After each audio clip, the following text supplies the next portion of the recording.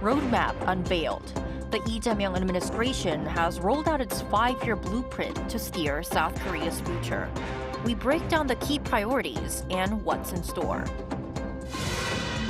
Back-to-back diplomacy. Just before his high-stakes summit with U.S. President Donald Trump, President Lee Jae Myung will head to Japan for talks with Prime Minister Shigeru Ishiba. Rain again. Heavy downpours are drenching South Korea's capital region, with the country on high alert as the rain shows no sign of letting up through tomorrow. Good evening, and thank you for joining us on this Wednesday evening. I'm Song Yoo-jin, filling in for Kim Da-mi. Our top story tonight begins at the presidential office. A 5-year policy roadmap was unveiled today for the new Lee Jae Myung administration. Now, the focus is on forging an AI ecosystem to seek new growth engines, as well as upgrading South Korea's so-called three-axis defense system. Our correspondent Yoon Jung-min starts us off. Exactly 70 days after the new administration set sail, following the snap election, a comprehensive policy roadmap has been unveiled for the next 5 years. 국민이 주인인 나라, 함께 행복한 진짜 대한민국을 만들어 가겠습니다. 국민이 하나 되는 정치로 갈등과 대립을 넘어 통합의 길로 나아가겠습니다. In line with this goal, 3 principles were set: unity, fairness, and pragmatism. President Lee Jae Myung was speaking at an event in Seoul on Wednesday, where a set of blueprints was made public by the State Affairs Planning Committee, which now concludes its 2-month-long job as a de facto transition team. Included were 123 tasks in 5 areas, including politics, the economy, and foreign affairs. The Republic of Korea is mired in low growth. We need a new framework in line with the changing environment. Focus was on creating an AI ecosystem centered around AI chips as a future growth engine. On top of that, the new government aims to usher in the KOSP 5000 era through forging an environment that is more investment-friendly. When it comes to foreign affairs and security, we will upgrade the three-axis defense system to secure deterrence of our own against North Korea's nuclear and missile threats. The three-axis system refers to a 3-pronged system consisting of the Korea Massive Punishment and Retaliation, the Kill Train Preemptive Strike Platform, and the Korea Air and Missile Defense System. Seoul also plans to retake wartime operational control from Washington during E's term. On top of that, the defense system will be bolstered to match the changing security environment, while seeking to improve inter-Korean relations.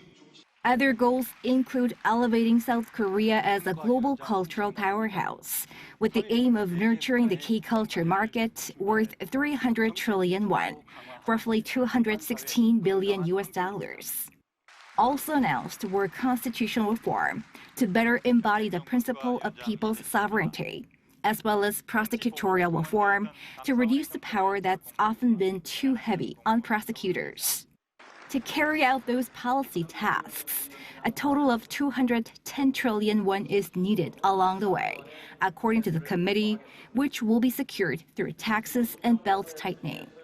What was unveiled on Wednesday will be under review by the cabinet before confirmed. Yoon Jung-min, Arirang News. And staying at the top office, President Lee Jae Myung has named new nominees to head the Education and Gender Equality Ministries. Chief of Staff Kang Hoon-sik announced on this Wednesday that Choi Kyo-jin, the current superintendent of Sejong Metropolitan City Office of Education, has been chosen to lead the Education Ministry, a post that also serves as Deputy Prime Minister. Kang described Choi as an education expert who has dedicated 4 decades to the field. And lawyer Won Min-kyung, who has served on the National Assembly's Gender Equality Advisory Committee, has been nominated as Minister of Gender Equality and Family. Both positions have remained vacant after the president's initial picks withdrew or resigned following allegations of plagiarism and workplace abuse. And our other major top story tonight, President Lee Jae Myung's summit diplomacy. Now, a day after setting the date for the South Korea-U.S. summit, the presidential office today announced that President Hee will first visit Japan next weekend for talks with Prime Minister Shigeru Ishiba. Our Park Kwon reports. A Korea-Japan summit will take place next week. The presidential office officially announced on Wednesday that President Lee plans to head to Japan for 2 days from August 23rd to meet his Japanese counterpart, Prime Minister Ishiba. This means his visit will take place right ahead of Lee's scheduled meeting with U.S. President Donald Trump on August 25th. We hope Lee's visit strengthens the personal relationship and trust between the two leaders. They are expected to explore ways for future-oriented cooperation between the two countries, along with their trilateral cooperation with the U.S. The upcoming Lee-Ishiba summit comes after the two leaders agreed to immediately resume regular high-level meetings during the G7 summit held in Canada's Kananaskis in June.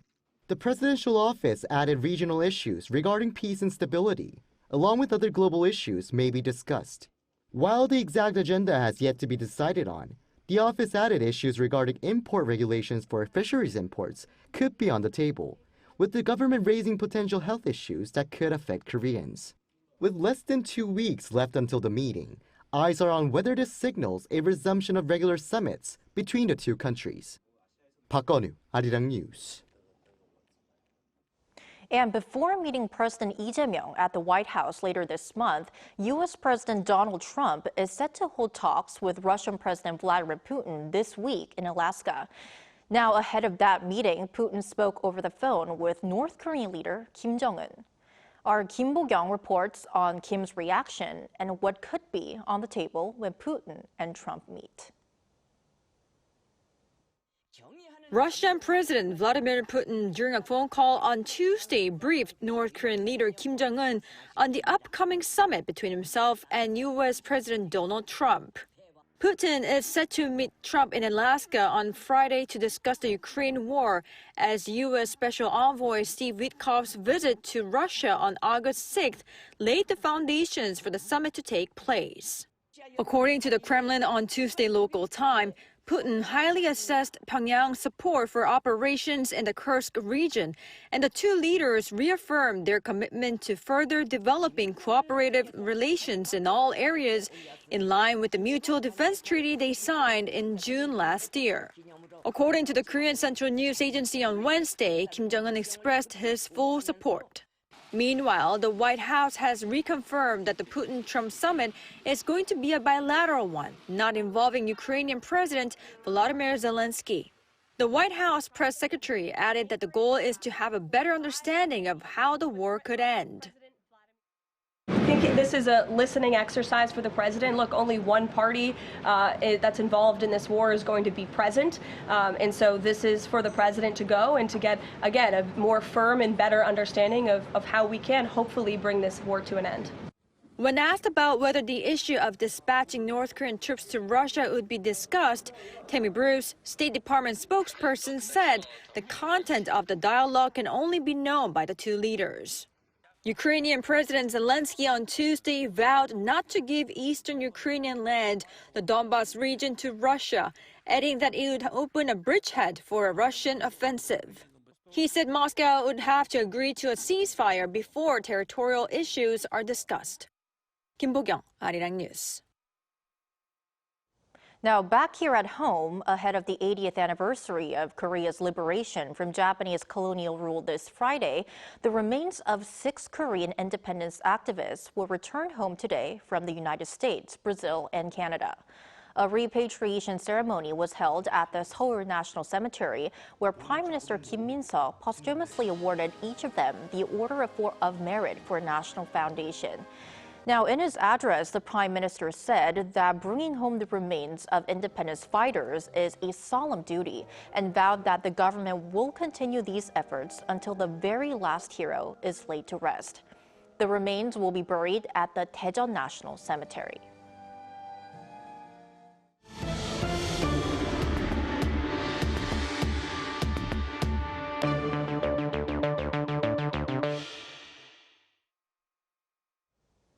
Shifting focus, it seems like this summer's relentless rain isn't over yet, with heavy downpours pounding South Korea's capital region throughout the day on Wednesday. Now, authorities here are bracing for further impact, warning the rain, set to continue through tomorrow, could trigger landslides and flooding. Cha Yun-kyung has the latest. South Korea continues to see heavy rain throughout the central region, including Gyeonggi-do province on Wednesday. Taegeukgi island of Ongjin-gun County, Incheon, saw extreme rainfall of nearly 150 millimeters in just 1 hour. According to the Korea Meteorological Administration, from 8:14 a.m. till 9:14 a.m. on Wednesday morning, around 149 millimeters of rain poured in the area, marking a near-record figure of rainfall. Even areas that didn't cross the 100 millimeter per hour threshold still saw significant rainfall well above typical downpour levels, being classified as quote-unquote heavy rainfall. Around 29 streams in Seoul have been closed off, including Cheonggyecheon and Anyangcheon streams. A heavy rain advisory had been issued in the morning in the northern parts of the city and was later raised to a heavy rain warning in the southwestern areas. Seoul and Gyeonggi-do province have activated level 2 of their emergency response measures, while the country's forestry service issued landslide warnings for some cities and counties, including Pocheon, Gapyeong, and Yangju. Advisories have been placed in nearby regions as authorities order evacuations in other affected areas as a precaution. The KMA notes that this comes from North Pacific high-pressure air expanding into the peninsula alongside hot and humid air caused by the typhoon Podu. This air, combined with the dry air coming down from the north, created a narrow rain cloud band. More specifically, fast winds blowing from the lower atmosphere at an altitude of 1.5 kilometers, known as lower jets, have been adding to a large amount of water vapor and torrential rain. As the Interior and Safety Ministry activated Level 2 of the Central Disaster and Safety Countermeasures Headquarters response measures, authorities are calling on strict management and preemptive closure of flood-prone areas to prevent further damage. Though heavy rain is expected to continue throughout Wednesday, it will ease off nationwide by Thursday afternoon, and related agencies will be closely monitoring conditions. Cha Yun-kyung, Arirang News. And now to the latest on the investigations involving former President Yoon Suk-yeol and former First Lady Kim Keon-hee. Following arrest on corruption charges, the special counsel leading the probe says Kim will appear for questioning tomorrow morning. Now, this marks the very first time in South Korea's history that a former presidential couple has been detained at the same time. Pyun Ye-young reports on the developments. Kim Keon-hee, the wife of impeached former President Yoon Suk-yeol, was arrested late on Tuesday on charges of stock manipulation, interference in party nominations, and political influence peddling. A special counsel team set up to investigate Kim has summoned the former First Lady to appear for questioning at 10 a.m. on Thursday. Meanwhile, the special counsel team has launched a raid on the People Power Party to investigate allegations that large numbers of Unification Church members joined the party. On Wednesday morning, investigators were dispatched to the PPP central headquarters in Yeouido to secure electronic data needed for the probe. They presented a search and seizure warrant and received the necessary materials through voluntary submission. Kim is accused of taking part as a funding source in the Deutsche Motor stock rigging scheme from 2009 to 2012, meddling in People Power Party candidate selections in recent elections, and accepting an illicit lobbying request from a broker from the Unification Church in 2022. The Seoul Central District Court cited concerns over destruction of evidence as the main reason for issuing the arrest warrant. Kim was moved to the Seoul Southern Detention Center, where she waited in a holding room for detainees before she was transferred to a housing unit. Her arrest means all privileges as a former First Lady were revoked, and her security detail was fully withdrawn. However, like her husband, she will be assigned a dedicated correctional officer and kept separate from other inmates during exercise and bathing. Kim first appeared for questioning in front of the special counsel team last week, where she made a public apology. I am truly sorry that a nobody like myself has caused concern for the people. I will faithfully undergo the questioning. Her husband, Yoon Sung-yeol, is behind bars on insurrection charges. While several other former South Korean presidents have previously served prison terms, this is the first time in the nation's history that both a former president and their spouse have been jailed at the same time. Pyongyang, Arirang News. Now, on the economic front, South Korea's tech sector posted strong export numbers last month despite ongoing uncertainties sparked by the Trump administration's tariff policies. Now, the driving force? Semiconductors. Park Jun-han breaks down the figures. South Korea's information and communication technology exports saw a record-breaking performance in July. Exports of ICT products for the month reached $22.19 billion, a 14.5% increase from the same period last year, according to data released by the Ministry of Trade, Industry and Energy on Wednesday. Despite uncertainties stemming from U.S. tariff policies, this marks the highest July export figure ever recorded for the sector, producing a trade surplus of $8.87 billion. The driver behind the surge was semiconductors.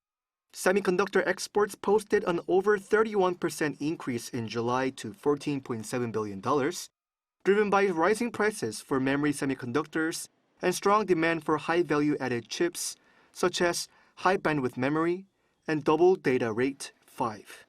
This marks the fourth consecutive month of year-on-year record-breaking semiconductor exports.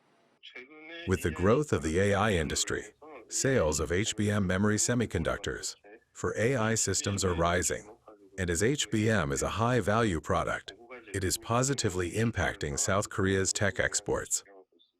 However, not all sectors showed as strong a performance. Display exports fell almost 9% due to uncertain demand in foreign industries, while mobile phone exports dropped almost 22%, though strong finished product sales partially offset declines in components. Exports of computers and peripherals declined by about 17%, affected by the high baseline set by last year's surge in solid-state drive shipments and a temporary slowdown in demand.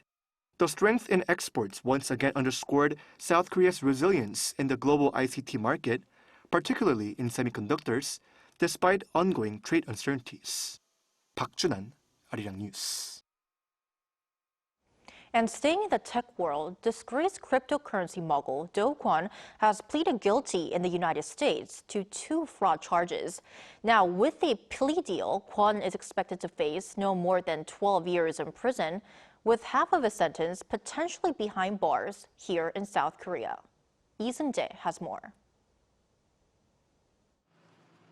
Disgraced South Korean cryptocurrency mogul Kwon on Tuesday pleaded guilty in the United States to 2 fraud charges connected to the $40 billion collapse of Terraform Labs' digital currency ecosystem. The 33-year-old entered the plea at a Manhattan federal court, where under the deal with prosecutors, Kwon will face no more than 12 years in prison if he abides by the agreement. This is despite 9 charges he was facing under the indictment and sentencing guidelines calling for roughly 25 years in prison.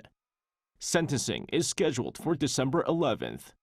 Also, as part of the plea deal, Kwon admitted to conspiring to commit commodities, securities, and wire fraud. He will also forfeit over $19 million, proceeds authorities say were illegally gained.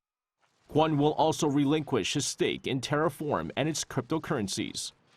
Meanwhile, if Kwon serves half his sentence and meets all conditions of the plea bargain, the U.S. Justice Department will support his request to transfer to South Korea under the International Prisoner Transfer Program.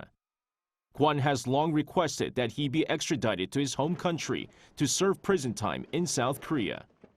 However, he also faces separate criminal charges in South Korea. Kwon co-founded Terraform Labs in 2018, developing the so-called stablecoin Terra USD, pegged to the US dollar to avoid price swings. But in 2022, the token's value collapsed, wiping out about $40 billion from Terra USD and its sister coin Luna, leaving investors around the world with major losses. Lee Jae, Arirang News. And on the cultural front, as mentioned earlier, with 2 days until the 80th anniversary of Korea's liberation from Japan's colonial rule, For our final story tonight, we trace the country's journey of resistance through a special exhibition highlighting independence activists and their belongings. Park Hyo-bin gives us a look inside the radiant heritage of independence. Korea's darkest days and the courage of those who refused to bow now gathered in one place. To mark the 80th anniversary of Korea's liberation from Japanese colonial rule, a special exhibition at Deoksugung Palace brings together over 110 artifacts from the late 19th century to the day the nation reclaimed its freedom. For the first time, Korean independence hero An Jung-gun's calligraphy is being showcased to the public. These two letters, meaning green bamboo, show his strong opposition to Japanese rule. His final brushstrokes, made in a cold Risun prison cell before his execution, capture not only defiance against Japan, but also a longing for peace in Asia and respect for human dignity. From here, the story turns to lesser-known independence fighters. Min Young-hwan took his own life in protest after Japan's illegal Ulsa Treaty stripped Korea of its sovereignty, writing, "If our freedom and independence are restored, I shall gladly smile even in the afterlife." Manifestos and letters from Korea's civilian militias, known as the Righteous Armies, also bear the weight of defiance, with some returning to Korea only last year, after decades in Japan. The spirit of defiance is also preserved in the national flag, a Taegeukgi found at Jingonsa Temple, riddled with holes and burn marks. Believed to have been made during the March 1st independence movement in 1919, it bears the Korean flag's Taegeuk symbol and trigrams painted in black ink over the Japanese flag, amplifying the message of resistance. This Taegeukgi national flag of Korea, found at Singwansa Temple, is even more meaningful, as it shows just how fiercely our independence fighters carried out their work in secrecy. Bringing these treasures together is what makes this exhibition truly historic. While marking the 80th anniversary of Korea's liberation, this exhibition is most meaningful for bringing together authentic resistance heritage from both institutions and individuals in one place. Liberation was never given. It was earned with blood, sweat, and hope. 80 years on, their courage still lights the path toward the freedom they dreamed of. Park Hyo-bin, Arirang News.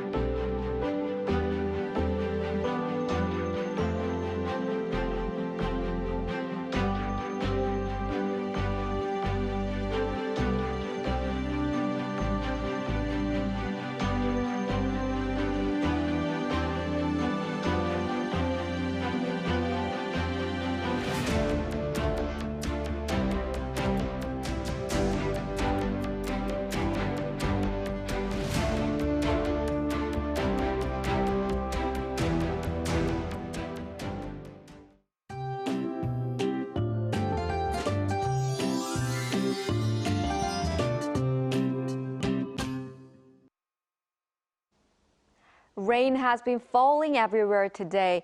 Due to a slow-moving front that affected the south yesterday, rain is now concentrated mainly in the Seoul metropolitan area and Gangwon-do province today. Therefore, heavy rain warnings and advisories have been issued in those areas. By tomorrow, there will be up to 200 millimeters of rain in northern parts of Gyeonggi-do province, up to 150 in the Seoul metropolitan area, center and northern parts of Gangwon-do province, and up to 100 millimeters in southern parts of Gangwon-do province and northern parts of the Chungcheong-do provinces. Seoul and Busan will start warm at 26 degrees Celsius tomorrow morning, Jeju at 27 degrees. Daily highs will go up to 29 degrees in Seoul and Chuncheon, Gyeongju 35 degrees. Rain in the central parts of the country will mostly stop on Friday morning. That's all for Korea. Here are the weather conditions around the world.